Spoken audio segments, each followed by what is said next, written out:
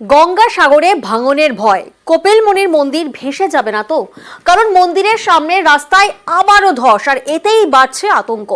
নামখানার মৌসুমী দ্বীপেও ভাঙন, ফুঁসছে বটতলা নদী, ভেঙে গিয়েছে প্রায় 800 মিটার নদী বাঁধ, জলমগ্ন গ্রাম। দেখুন সেই ছবি।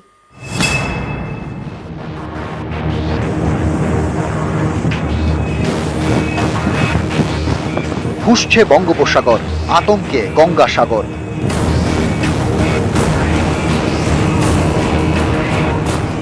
দক্ষিণ চব্বিশ পরগনার সাগর ব্লকে গঙ্গাসাগর। গত কয়েকদিন ধরে এখানে সমুদ্রের পাড় ভাঙছে। রবিবার রাতে নতুন করে কপিলমুনির মন্দিরের সামনে রাস্তায় ধস নামে। গঙ্গাসাগরের 5টি স্নানঘাটে যাওয়ার জন্য একটি বড় রাস্তা, সেই রাস্তাটি তলিয়ে গিয়েছে। সমুদ্র যেভাবে মন্দিরের দিকে এগোচ্ছে তাতে আতঙ্ক বাড়ছে। প্রতি বছর যে এরকম ভাবে ভাঙছে, তার পরিকল্পনা কি হবে? কোনোদিন এসে জিজ্ঞাসা করেনি প্রতিবেশীকে যে কি একটা হবে বা কি জন্য এরকম ভাঙেছে বা কি ব্যাপার। নিজেদের পরিকল্পনা নিজেদের কাছে সবসময়। এত আতঙ্কের মধ্যে কি চোখে জল আসবে যে 2 নম্বর রাস্তা ভেঙে গেছে? কোনোদিন পরিকল্পনা নিচ্ছে যে এরা কি করে খাবে, কোথায় যাবে? এদের তো ঘর বাড়ি সব নদীর সাইডে, ঘর বাড়ি, জায়গা জমিন কিছু নেই। স্থানীয়দের দাবি 2 বছর আগেও মন্দির থেকে সমুদ্রের দূরত্ব ছিল 1 কিলোমিটার, এখন তা কমে দাঁড়িয়েছে 500 মিটার। সমুদ্রের পাড় ভেঙে এর আগে 3 বার তলিয়ে গিয়েছে কপিলমুনির মন্দির। এবার সমুদ্রের ভাঙনে মন্দিরের সামনে রাস্তায় ধস, জানিয়ে উদ্বেগে গঙ্গাসাগর। দোকানদার ও পুণ্যার্থীদের সতর্ক করতে সোমবার মাইকিং চালায় প্রশাসন। 1 থেকে 5 নম্বর ঘাট অবধি এখন স্নান উপযুক্ত অবস্থায় নেই। আপনারা প্রত্যেকে 6 নম্বর ঘাটের দিকে চলে যান। কোটালের কারণে এখন সমুদ্রের জলের যথেষ্ট পরিমাণে বেশি রয়েছে। কোটালের সময় অনেকটাই ইরোজন হয়েছে এখানে। আমরা যাতে কি পিলগ্রিমসদের সিকিউরিটির জন্য অন্যদিকে শিফট করছি, যাতে কি স্নান করতে কোনো রকম সমস্যা না হয়। তার সাথে প্রশাসনের তরফ থেকে পাবলিককে সবসময় ওয়ার্নিং দেওয়া হচ্ছে, মাইকিং করা হচ্ছে, যাতে কি কোনো রকম দুর্ঘটনা না ঘটে। এমনি কোটালের সময় তো ইরোজন হয়েছে, এটা প্রত্যেক বছরই এটা ফ্রিকুয়েন্ট আছে।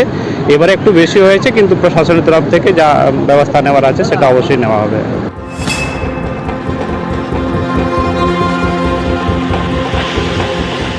দক্ষিণ চব্বিশ পরগনারই নামখানা ব্লকের মৌসুমী দ্বীপ, এখানে নদী বাঁধে ভাঙন। বালিয়াড়া গ্রামের গা ঘেঁষে বটতলা নদী, এখন এই নদী ফুঁসছে, তলিয়ে গিয়েছে প্রায় 800 মিটার বাঁধ। জল ঢুকেছে গ্রামে, বেশ কয়েকটি বাড়ি জলমগ্ন। 800 থেকে 850 মিটার পর্যন্ত আউট হয়ে গেছে পুরো নদী বাউন্ডারি। এখানকার মানুষ আতঙ্কিত।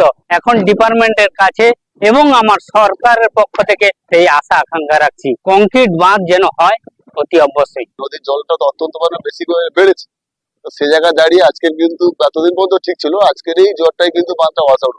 আমরা টোটালটাই ডিপার্টমেন্টের সাথে কথা বলেছি, এসডিও সাহেব এসের সঙ্গে এবং বিডিও সাহেবের সঙ্গে। যত চটজলদি হবে এই বাঁধটাকে আবার পাকাপোক্তভাবে করা যায়, মজবুত করা যায়, তার জন্য কিন্তু আমরা ব্যবস্থা চালিয়ে যাচ্ছি। আমি নিজেই ফিল্ডে আছি, আমরা সকাল থেকে দেখছি। দক্ষিণ চব্বিশ পরগনা থেকে বিশ্বজিৎ হালদার, নিউজ 18 বাংলা। আমরা দেখলাম একদিকে যেমন গঙ্গাসাগর, সেখানে ভাঙনের ভয় রয়েছে, অন্যদিকে মালদার দিকে নজর যদি রাখি, মালদায় সেখানে বর্ষায় ফুঁসছে গঙ্গা। রতুয়ায় ভয়াবহ ভাঙন, আর এর জেরেই কিন্তু তলিয়ে যাচ্ছে একের পর এক বাড়ি। শুধু তাই নয়, অনেকেই আতঙ্কে ভিটে মাটি ছাড়ছে।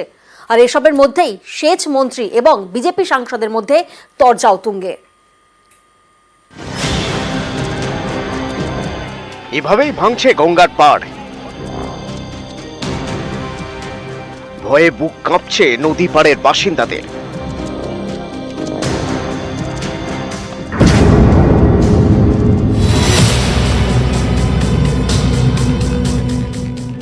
মালদার রতুয়া 1 নম্বর ব্লকের বিলাইমারি গ্রাম পঞ্চায়েতের কান্তুটোলা।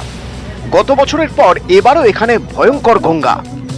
ভাঙনে ইতিমধ্যেই তলিয়ে গিয়েছে একের পর এক বাড়ি, বিঘের পর বিঘে চাষের জমি, ইলেকট্রিক ট্রান্সফরমার থেকে জলের কল, সব তলিয়ে গিয়েছে। দুর্ভোগ চরমে। স্থানীয়দের দাবি, মিলছে না খাবার জল, এলাকা জুড়ে কারেন্ট অফ। এদিকে প্রতিদিনই একটু একটু করে গ্রামের দিকে এগিয়ে আসছে গঙ্গা। এতে সকলেই আতঙ্কিত। অনেকেই ছাড়ছেন ভিটে মাটি, অনেকে আবার বাড়ি ঘর নিজেরাই ভেঙে ফেলছেন, যাতে ইটগুলো নিয়ে যাওয়া যায়, অন্য কোথাও একটা ঘর করা যায়। 10 কিলোমিটার দূরে ছিল নদী, কাটতে কাটতে আমাদের জমিন জায়গা সবই চলে গেল গঙ্গার পক্ষে। এবং বাড়িটা যে ছিল বাড়িটাও গত সাল থেকে আমাদের বাড়িটাও গঙ্গাবক্ষে চলে গেল, এখনো সরকার কোনো মতামত নিচ্ছে না কিংবা কোনো কাজও করছে না। এর আগে বস্তার কাম হয়েছিল কিন্তু কই সেই মতো মতামত কিছু করছে না, আর কিন্তু ওইগুলো হয়তো গঙ্গাতে চলে গেল। ক্ষণিকের জন্য এমন হয়ে যায় পুড়েছে, বাড়ি ঘর নিয়ে বসে যাচ্ছে একেবারে, এত পরিমাণ এইভাবে কাটছে।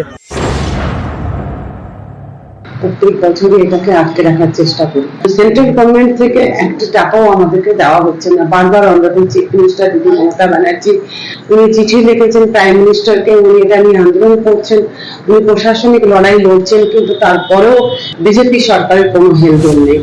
রাজ্য সরকার একটাও চিঠি দেয়নি কেন্দ্র সরকারকে এখনো পর্যন্ত। আমি তো দায়িত্ব নিয়ে বলছি। তাহলে এই সমস্ত এলাকার যে ভাঙন রোধ করবার জন্য রাজ্য সরকারের কি পদক্ষেপ করেছেন তারা? এখানে ডিপিআর তৈরি করে পাঠান যে আমরা এই কাজটা করতে চাই, তার জন্য অর্থ বরাদ্দ করার দায়িত্ব আমার। দরকার হলে পরে আমি ধর্ণা দিয়ে কেন্দ্রীয় সরকারের ওখানে ধর্ণায় বসবো। মালদা থেকে ক্যামেরায় লিপেশ লালার সঙ্গে সেবক দেব শর্মা, নিউজ 18 বাংলা।